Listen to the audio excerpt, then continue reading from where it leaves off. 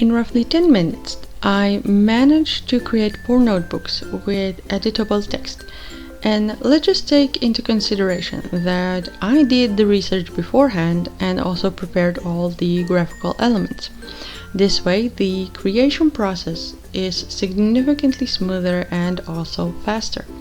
Needless to say, if you're trying to build a print-on-demand shop as a side hustle, but you only have 15 to 30 minutes a day, it is achievable.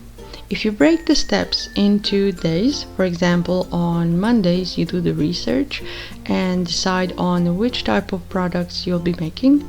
On Tuesday, in a Word document, you create the titles, descriptions, keywords, use ChatGPT to speed up the process.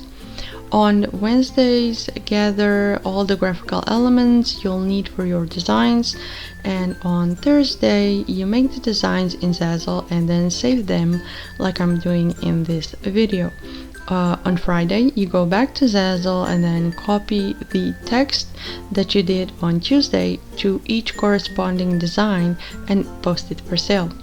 On Saturday, you download a mock-up image for each product and create either a Pinterest pin, Instagram post, a story post, a Facebook post in Canva, and then promote your product.